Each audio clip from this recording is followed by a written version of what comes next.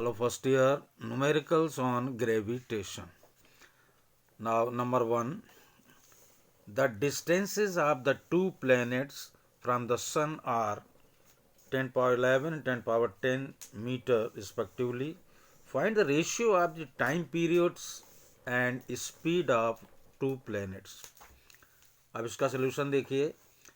If time periods of two planets be T1 and T2 and their distances from the sun be R1 and R2, then by Kepler's third law, T1 square is KR1 cube.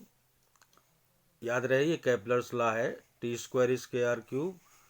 तो T1 square is KR1 cube and T2 square is KR2 cube. Divide किया, so T1 upon T2 is equal to R1 upon R2. यहाँ cube है तो 3, ये 2 इधर गया तो 1/2 हो गया तो 3/2. नाउ R1 की वैल्यू 10 पावर 11 ऊपर दिया हुआ है, R2 की वैल्यू 10 पावर 10 इसमें रखा. 10 टू द पावर 11, ये 10 टू द पावर 10 आप 3/2.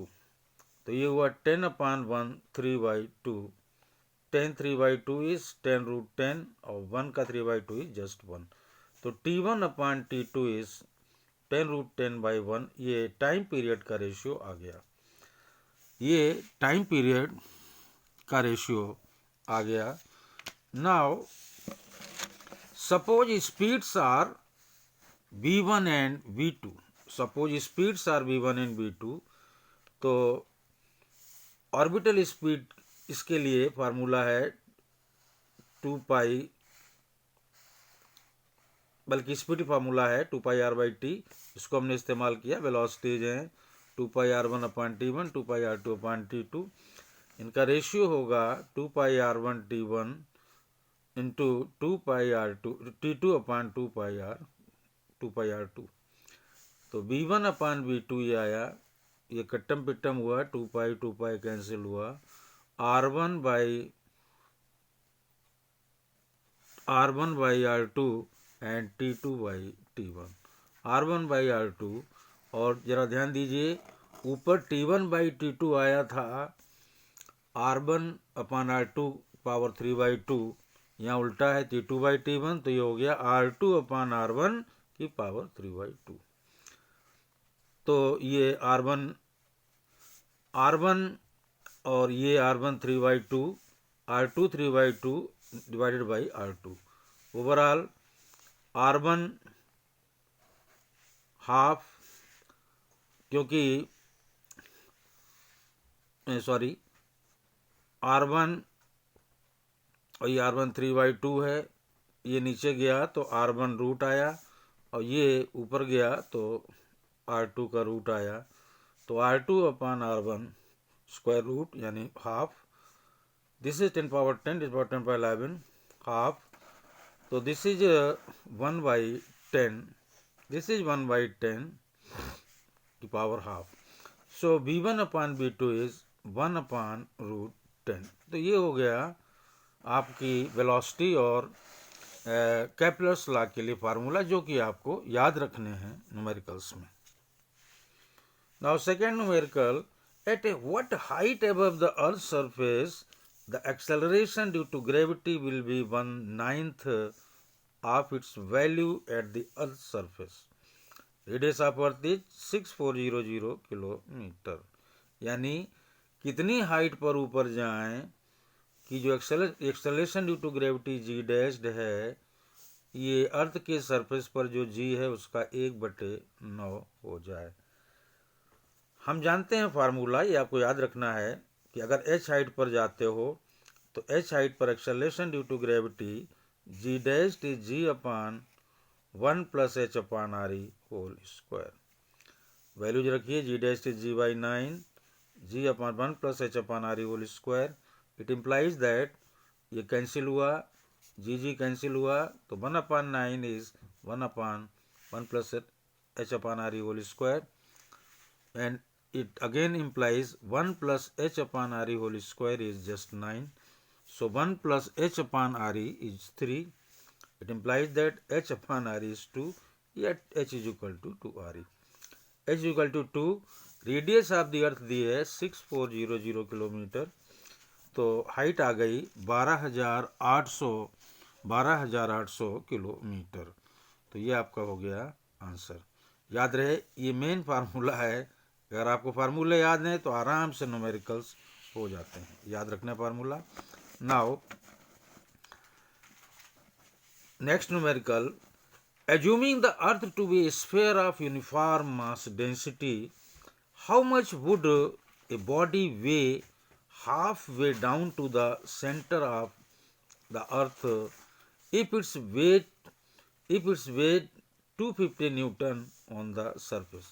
यानी कितना नीचे लाए कि अर्थ के सरफेस पर इसका वेट है 250 न्यूटन, तो ये आधा बॉडी जो है वो आधा लाते हो, हाफ वे डाउन। फार्मूला होता है नीचे जाने के लिए, यानी अगर x डिस्टेंस कोई बॉडी ले गए हो तो वहाँ पर acceleration due to gravity g double dashed होगा g 1 minus x upon R E, जहाँ पर x है डेप्थ, कितनी गहराई तक ले जाते हो। अगर मास से मल्टीप्लाई किया तो mg double dashed is mg 1 minus x by R ई।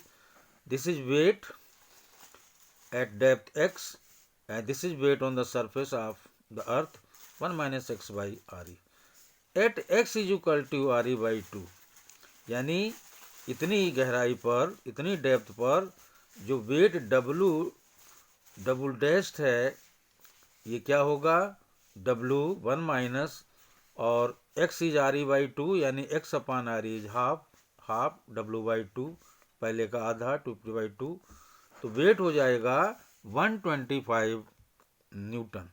तो आपको मेनली देखिए अर्थ के सरफेस के ऊपर अगर आप जा रहे हो तो ये फार्मूला याद रखिए, अर्थ के सरफेस से नीचे जा रहे हो तो एक्सेलरेशन ड्यू टू ग्रेविटी में जो चेंज होगा उसके लिए ये फार्मूला हो गया।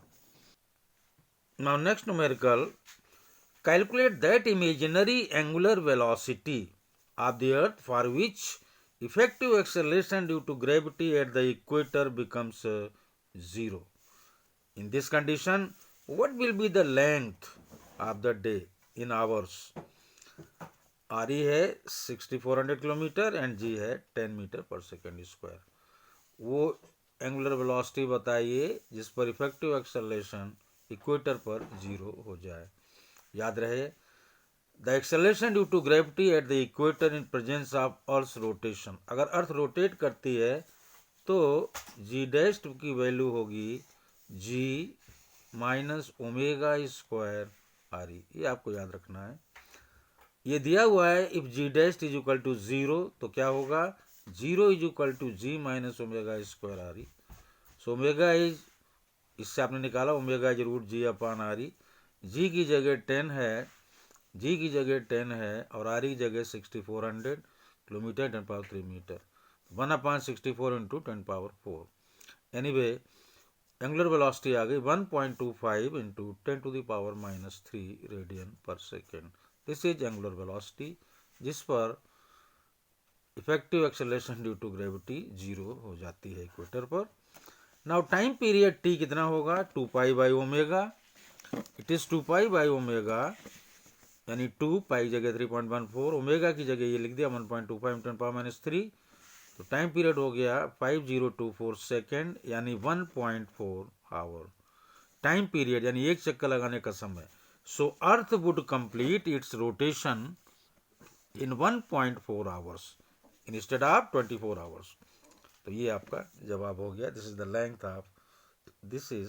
Length of the day. Now next question, calculate the gravitational field strength and the gravitational potential at the surface of the moon. Strength पता करनी है और पोटेंशियल पता करना है। Mass of moon is 7.34 × 10^22 and its radius is 1.74 × 10^6। जी की value है 6.67 × 10^11। तो ये डेटाज दिए हुए हैं। देखिए फार्मूला याद रखना है, the gravitational field strength F is equal to होता है GM by R square. G की वैल्यू मैंने यहाँ लिखी 6.67 10 पावर 11, मास है 7.3 पावर 22 अपॉन आर, आर है 1.74 इंटू 10 पावर 6, इसका होल स्क्वायर हो गया। इसको सॉल्व किया 1.62 newton upon kilogram. This is gravitational field strength. Now gravitational potential at the surface of the moon, इसके लिए फार्मूला होता है V equal to minus GM/R। Values रखी again, this M and small r, तो ये हो गया -2.81 into 10 to the power 6 joule per kg।